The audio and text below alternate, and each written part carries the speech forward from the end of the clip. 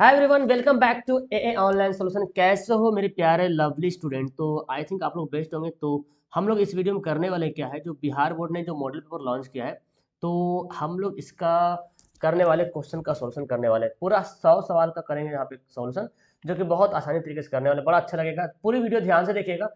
ये model paper इतना ज़्यादा खास है, मैं आपको बताऊँ। जो मैंने आपको मॉडल पेपर जो मैंने आपको हिंदी गेस दिया है, नॉन हिंदी, उसमें से लगभग 99% किताब से छपा हुआ सवाल उसमें एकदम सेम उसी से मैच किया।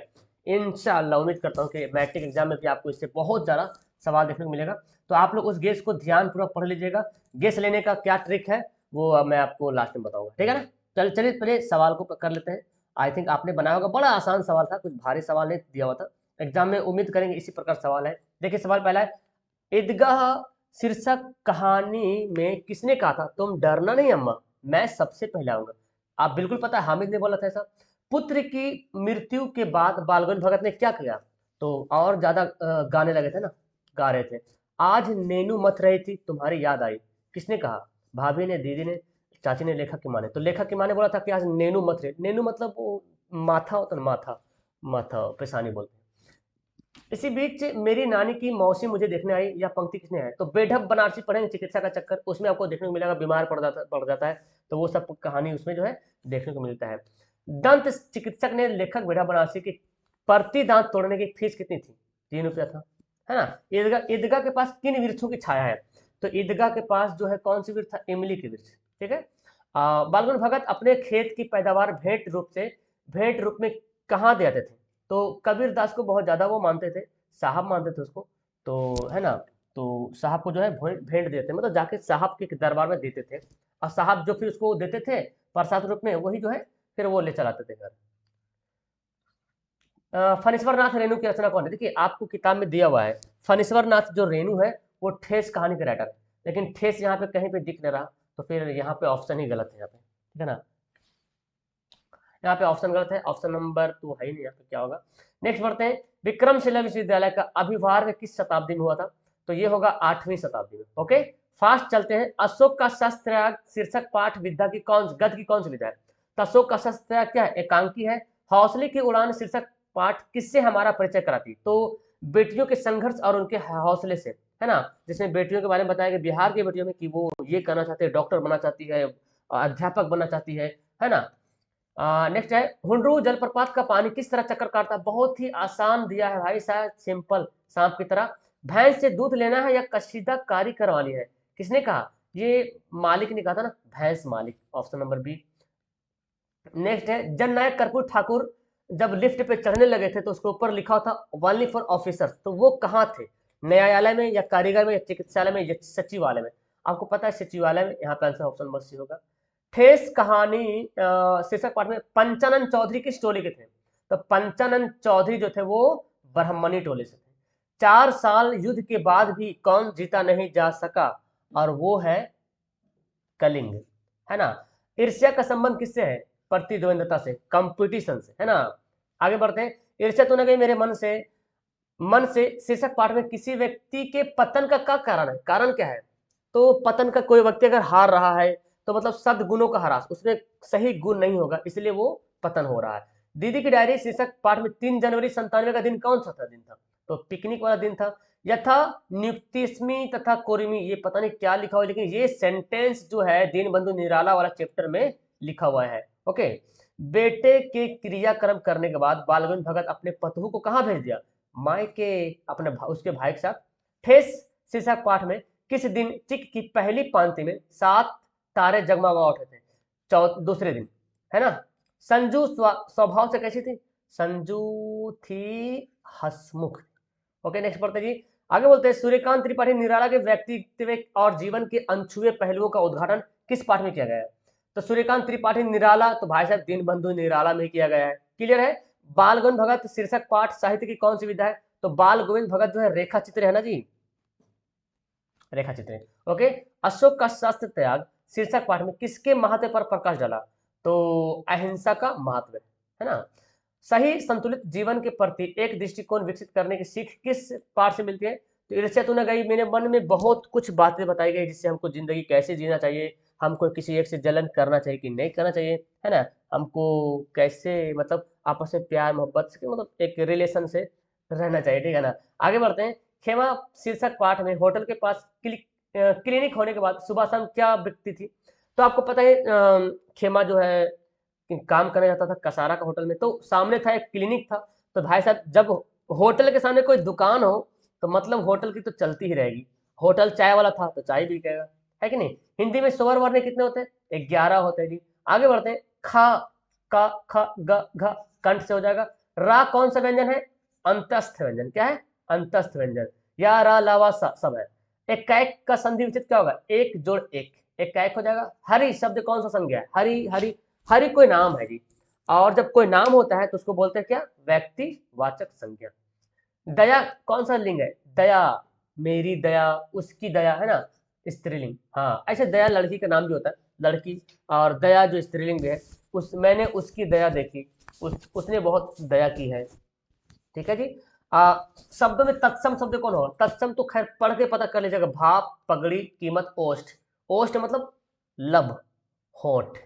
ओके आगे बढ़ते हैं। अनुज का स्त्रीलिंग क्या होगा, अनुजा, ठीक है ना। आगे है वचन कितने प्रकार के होते हैं, वचन पता है भाई, एक वचन, दो वचन, है ना, यानी कि singular number, plural number. Option number D हो जाएगा। कारक, कारक के 8 भेद होते हैं, कर्ता ने, कर्म को, करण से। आगे बढ़ते हैं। सवाल देखिए यहाँ पे क्या बोलता है, मोहन ने बैल को मारा किस कारक का उदाहरण है। तो बैल को मारा, किसको मारा, को, तो यहाँ पे कर में कारक हो जाएगा जी। नेक्स्ट सवाल, उसने कुछ नहीं खाया किस सर्वनाम का उदाहरण है। कुछ नहीं खाया भाई साहब तो पता ही नहीं क्या खाया, आ निश्चयवाचक। ऑप्शन नंबर सी हो जाएगा। जो संज्ञा या सर्वनाम की विशेषता बताए, आपने पढ़ा है संज्ञा या सर्वनाम की विशेषता बताता है उसको क्या बोलते हैं, विशेषण कहते हैं जी। क्लियर है। बहुत दूध, दूध बहुत ज्यादा होगा, बहुत दूध, थोड़ा दूध, थोड़ा पानी, 1 किलो, 4 किलो, ये परिणाम बताता है क्या, ऑप्शन हो जाएगा परिणाम बोधक विशेषण। देखिए रचना के दृष्टिकोण से शब्द के 3 भेद होते हैं, कौन कौन भाई, एक होता है रूढ़ शब्द, एक होता है योग रूढ़, एक यौगिक शब्द, है ना। ये 3 शब्द होता है। बूंद बूंद से घड़ा भरता है किस क्रिया का उदाहरण है, इसको बोलेंगे अकर्मक क्रिया। क्या बोलेंगे, अकर्मक क्रिया। मैंने खाना खाया है, मैंने खाना खा लिया है, किस काल का उदाहरण है। तो देखो मैंने खाना खा लिया है, पता चल रहा है कि हम खाना खा चुके हैं, टाइम गुजर गया है, तो ये कहीं ना कहीं भूतकाल यानी कि पास्ट काल हो गया। लास्ट में है लगा हुआ है जरूर, लेकिन है से मतलब ये नहीं कि वर्तमान बोलेंगे। मतलब ये रहा मैंने खाना खा लिया है, ये पास्ट, ये प्रेजेंट परफेक्ट टेंस में बनाते हैं, और ये टाइम गुजर चुका है, खाना खा लिए हैं, है ना। उत्पत्ति की दृष्टि से शब्द के 4 भेद होते हैं। अब कौन कौन हो जाएगा भाई, उत्पत्ति की दृष्टि से, एक मिनट ये क्या था, एक सवाल था भी एक, रचना की दृष्टि से 3 हो गया, ठीक है ना।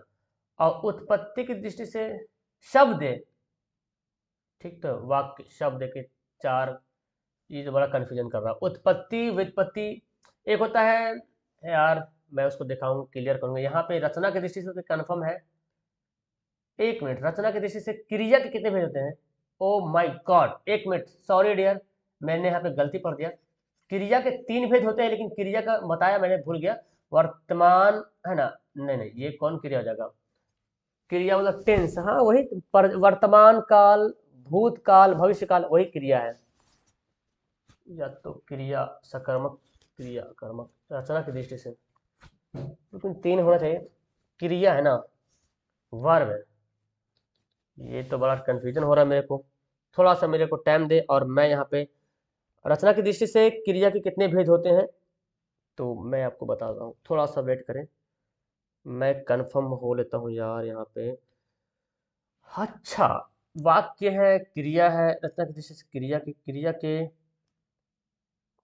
शायद कहने की क्रिया का 5 भेद मेरे को पता चल रहा है भाई, कि क्रिया के 5 भेद होते हैं। ऐसे तो क्रिया रचना की दृष्टि से 5 भेद मारना, ठीक है ना। और सॉरी फॉर दिस, ये 3 नहीं होगा बाबू, और ये होगा 5, ठीक है ना, 5 भेद होगा। आगे है, बाकी यहाँ पे मैं बता रहा था, ये होगा उत्पत्ति की दृष्टि से शब्द के 3 भेद होगा। यहाँ पे होगा रूढ़, योग रूढ़, यौगिक। परिणाम शब्द कौन है, परिणाम में उपसर्ग है, तो परि हो जाएगा उपसर्ग है। नयन शब्द में प्रत्यय, तो ने जोड़ अन होता है ना, तो अन लगा यहाँ पे, तो हो जाएगा ऑप्शन नंबर ए। शिव का विशेषण कौन होगा, शिव का हो जाएगा शैव, क्या हो जाएगा शैव। परमेश्वर कौन सा समास है, देखिए परमेश्वर ये है कर्मधारय समास, ठीक है। परमेश्वर जो है कर्मधारय समास है। गोली से घायल सिपाही, तो ये देखिए सिपाही के बारे में बोला जा रहा, ये सिपाही क्या है, संज्ञा, संज्ञा पद बंद हो जाएगा। हाँ देखिए रचना की दृष्टि से वाक्य 3 प्रकार के होते हैं, और वो कौन वाक्य हो गया बाबू, सरल वाक्य हो गया, संयुक्त वाक्य हो गया, और मिश्र वाक्य हो गया, ठीक है। अगम का विलोम क्या होगा, अगम, अगम का सुगम। कवि शंकर शैलेंद्र जमीन पर क्या उतारने की बात करता है, तू जिंदा है तो जिंदगी की जीत में यकीन कर, अगर कहीं स्वर्ग है तो उतार ला जमीन पर, स्वर्ग है तो जमीन पर उतारने की बात करता है। आगे सवाल है, मानते जी की है, सुनते सदा सबकी है, ये कर्मवीर ही ऐसा काम कर सकता है कि नहीं। मानते जी मतलब, जी मतलब खुद का है, मानते जी की है, सुनते सदा की है। अच्छा, जी मतलब खुद के मानते सुनते सबको। कुमति शब्द का क्या अर्थ है, देखो कुमति का मतलब होता है ना बुद्धि, लेकिन खराब, खराब बुद्धि। जैसे बुद्धि अच्छा बुरा भी होता है ना, एक बोलता है अच्छा बुरा, अच्छा बुद्धि, एक खराब बुद्धि। तो खराब बुद्धि से खाली चोरी करने में बुद्धि लगा रहा, डाका डाले में, कैसे एग्जाम में चीटिंग करना है, पेपर कैसे लिखना है, मतलब चीटिंग करके, है ना। तो इस टाइप का जो बुद्धि होता है ना वो उसको बोलते हैं कुमति, खराब बुद्धि। प्रेम, भक्ति, नीति परक, ये जो है बिहारी के दोहे में आपको देखने को मिलेगा, ठीक है। आगे है, हो मेरा काम गरीबों की हिमायत करना, दर्दमंदों को गरीबों को से हिफाजत करें, हिमायत करना। तो ये पंक्तियां हैं, ये बच्चे की दुआ, जो आपका कविता उसमें लिखा हुआ। भगवान कृष्ण के बाल सखा सुदामा जी क्या करते थे, ये जो भिक्षा मांगते, भिक्षा मतलब भीख, ईश्वर या अल्लाह को बाहर ढूंढने की जगह अपने भीतर ही साक्षात्कार की बात किसने किया, तो भाई बोलता कि मुंह को कहाँ ढूंढे रे बद्दे, मैं तो तेरे पास में हूँ। कबीरदास ने ऐसा बताया था। राह भटके हिरन के बच्चे को शीर्षक कविता में राह कौन भटका था, तो नन्हा हिरन राह भटक गया था। पीपल शीर्षक कविता के कवि का नाम क्या है, गोपाल सिंह नेपाली। बड़ा ही आसान सवाल दिया यार, मतलब एग्जाम में आएगा तो फाड़ दीजिएगा आप लोग। कौन कविता वंचित लोगों के बारे में बताती है, तो आपको पढ़ना है बच्चे की दुआ, है ना। वंचित लोगों के बारे में यहाँ पे बातें करती है, वंचित लोगों के बारे में। आगे है, वंचित नहीं होगा, वंचित लोगों के समृद्ध अवदान की संवेदनशील करता है। तो बच्चे की दुआ, खुशबू रचते हाथ में, तो वंचित लोगों ने वहाँ पे गरीबी के टाइप का बताया गया है। और तो यहाँ पे क्या हो जाएगा, कहाँ गया बच्चे की दुआ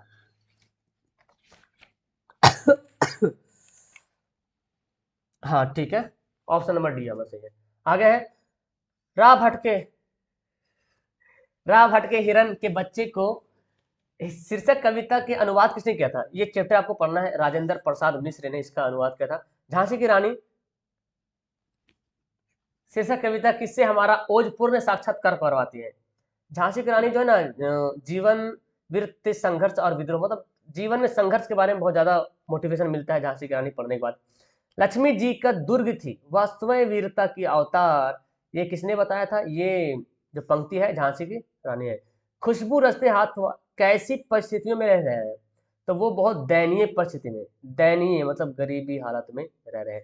बिहारी के दोहे में कनक शब्द प्रयोग किया गया, इसका मतलब क्या होता है, धतूरा और सोना। कनक मतलब धतूरा बोलो या सोना बोलो।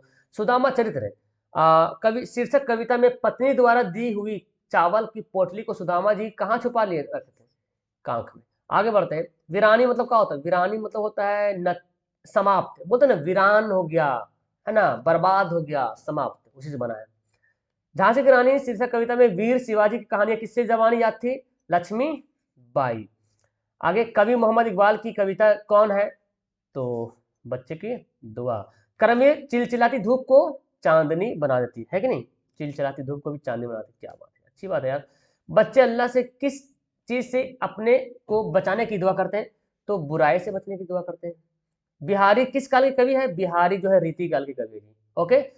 मोको कहाँ ढूंढ रहे बंदे, मैं तो तेरे पास में हूँ, ये मोको का मतलब क्या हुआ, ईश्वर से इंडिकेट किया जा रहा, ईश्वर, ईश्वर बोल रहा है मोको कहाँ ढूंढ रहे हो, मैं तो तेरे पास में हूँ, है ना। कानन का यह तरूवर पीपल, अब देखिए नाम, ये सेंटेंस पढ़िएगा तो पता चल जाएगा। झांसी की रानी में तो ऐसा कुछ पीपल उपल तो आया नहीं, खुशबू रस्ते में हाथ तो अगरबत्ती के सिवा कुछ नहीं मिलेगा आपको।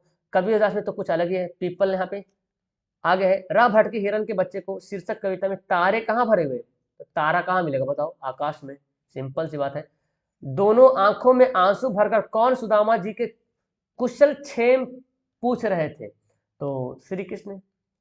बूढ़े भारत में आई फिर से जवानी थी, इस पंक्ति में भारत को बूढ़ा क्यों कहा गया, देखिए इसका जो मैं आंसर बता रहा हूँ वो मैं किताब से ही बताऊंगा, लेकिन सटीक बताऊंगा। इसका आंसर होगा भारत गुलाम था इसलिए। क्यों? क्योंकि आप जब इसका पहला पंक्ति पेज नंबर 84 पर पढ़ोगे कि सिंहासन हिल उठे राजवंशों में, भिरकुटी तानी थी, बूढ़े भारत में भी आई फिर से नई जवानी थी, गुमी हुई आजादी की कीमत सबने पहचानी थी, दूर फिरंगी को करने की सबने मन ठानी थी। तो फिरंगी कौन था? अंग्रेज लोग था। तो अंग्रेज लोग क्या किया था? भारत को गुलाम बनाए हुए थे, इसलिए हम यहाँ पे गुलाम सटीक आंसर करेंगे। ठीक, हमारा पोएम के हिसाब से, कविता के हिसाब से ये भारत गुलाम था सही होगा आंसर। ठीक है। अशुद्ध वाक्य यहाँ पे शुद्ध देखा जाए तो ऑप्शन नंबर बी जो है, मैं गाने की कसरत कर रहा हूँ, प्रैक्टिस कर रहा हूँ, ऑप्शन नंबर बी। आग का पर्यायवाची क्या होगा? आग, अग्नि, अनल। दो बार जन्म लेने वाले को बोलते हैं द्विज। क्या बोलते हैं? द्विज कहते हैं। बस लास्ट चल रहा, कुछ सवाल और है। अधजल गगरी छलकत जाए, इसका मतलब क्या होता है? बोलते हैं ना, little knowledge is a dangerous knowledge. छोटा नॉलेज है, एकदम बड़ा रहा, मतलब आप डिंग हाकना बोल सकते हैं। थोड़ा ना जान रहे और खूब डिंग हाक रहे हैं, तो इसको बोलते हैं अधजल गगरी छलकत जाए। साक्षर मतलब होता है पढ़ा लिखा, उसका उल्टा क्या होगा? निरक्षर, अनपढ़, जाहिल, गंवार। पुत्री का पर्यायवाची क्या होगा? बेटी, तनुजा, बहुत कुछ है यहाँ पे। अच्छे विद्यार्थी परिश्रम होते हैं, परिश्रमी होते हैं। जो अच्छे विद्यार्थी होते हैं, भाई साहब विद्यार्थी तो जो नहीं पढ़ते वो भी अच्छे होते हैं, परिश्रमी होते हैं, लेकिन जो अच्छे होते हैं वो परिश्रमी होते हैं। ये तो भाई सिंपल सा सरल वाक्य बोलेंगे। अच्छा, मिश्र वाक्य में की लगा रहेगा बीच में। उसने कहा कि मैं गरीब हूं, तो उसने कहा मैं गरीब हूं, दो वाक्य हो गया। संयुक्त में और लेकिन लिखा रहेगा। चंद्रवदन कौन सा समास है? ये भी हो जाएगा कर्मधारय समास। ओके, नेक्स्ट बढ़ते हैं। जिस समास में सभी पद प्रधान होते हैं उसको बोलते हैं द्वंद्व समास, जैसे कि राधा कृष्ण, एड़ी चोटी, आगे पीछे। प्रिय शब्द का, प्रिय शब्द क्या है? प्रिय जो है तत्सम शब्द है ना, तत्सम शब्द है। रोहित कलम से लिखता है, किससे? कलम से। कर्ता ने कर्म को करण से, तो करण हो जाएगा। पुस्तक कौन सा संज्ञा है? पुस्तक देखो, पुस्तक से पता नहीं चला यार कि इंग्लिश वाला किताब है कि हिंदी वाला कि साइंस वाला। अगर साइंस भी बोले तो साइंस में पता नहीं चलेगा कि 9th क्लास का साइंस है कि 12th का साइंस है। तो ये हो जाएगा जातिवाचक संज्ञा। अशुद्ध शब्द देखें, देखिए निरोग बिल्कुल सही लिखा हुआ, तदुपरांत भी उपयुक्त। संवाद जो ऐसे लिखाएगा, ठीक है ना, संवाद ऐसे लिखाएगा, जो कि यहाँ पे गलत है, ऑप्शन नंबर ए होगा। छा का उच्चारण संख्या चा, छा, जा, झा, या, पूरा हो जाएगा तालु। उद्धार का संधि विच्छेद क्या होगा? उत जोड़ हार। देखिए कैसा देता है आपको मैं बताऊं, जो संधि विच्छेद जो देता है अक्सर ज्यादा करके जो क्या होता है व्यंजन संधि है ना, व्यंजन संधि और विसर्ग संधि, इससे ज्यादा देखने को मिलता है। क्योंकि स्वर संधि तो नॉर्मली आता है जी, बना ही देते हैं। तवर्ण, तावर्ण मतलब ता, था, दा, धा, न, है ना, ता, था, दा, धा, न। यार अलावा क्या होता है? अंतस्थ व्यंजन। हिंदी में अनुनासिक वर्णों की संख्या कितनी है? अनुनासिक हिंदी में यार 5 दिखाता है, हाँ 5 ही होगा। ओके, चलिए, जब एक ही ध्वनि का द्वि हो जाए तो उसको क्या कहते हैं? देखिए, उसको युग्मक बोलेंगे। क्या बोलेंगे? युग्मक। ऐसे भी जानते हैं युग्मक मतलब जोड़ा होता है। केवल मुंह से बोले जाने वाले स्वर को क्या कहते हैं? केवल मुंह से बोले जाने वाले स्वर को निरुनासिक कहते हैं। क्या? निर्नुनासिक। अच्छा, अनुनासिक मतलब जो नाक से निकलता है, अनिरुनासिक जो मुंह से निकलता है, और अनुनासिक मतलब जो नाक और मुंह दोनों से निकलता है। तो यहाँ पे 100 सवाल हो गया कंप्लीट। अगर आप हमारा पेड व्हाट्सएप ग्रुप में जुड़ना चाहते हो, सभी चैप्टर का क्वेश्चन आप लेना चाहते हो, गेस्ट क्वेश्चन, तो आपको आना पड़ेगा 8210423200। इस पे आप व्हाट्सअप कर सकते हैं, या तो इस पे 151 का पे करके आप मेरे को स्क्रीनशॉट भेज दीजिएगा, टेलीग्राम पे, फोन, गूगल पे, जो भी। और आप इससे बेहतर चाहते हो तो आप एप्लीकेशन डाउनलोड कर लीजिए, ए ऑनलाइन सोल्यूशन वाला एप्लीकेशन प्ले स्टोर में मिल जाएगा। और वहां भी सेम, और अगर आप जब ऐप में जब खरीद लीजिएगा ना, तो उसका स्लिप हमको भेज दीजिएगा व्हाट्सएप पे, तो हम आपको व्हाट्सएप ग्रुप में भी ऐड कर देंगे। तो दोनों तरफ से फायदा मिलेगा। लेकिन आप पहले व्हाट्सएप में जुड़िएगा तो हम आपको ऐड नहीं कर पाएंगे, और आप ऐड होके यहाँ से ले करके मेरे को भेजिएगा तो आपको दोनों जगह ऐड कर पाएंगे हम। ठीक है, तो आपके लिए बहुत बेहतर रहेगा। तो कैसे लगे वीडियो कमेंट करिएगा, और वीडियो को लाइक कर देना, शेयर करना, सब्सक्राइब जरूर कर देना।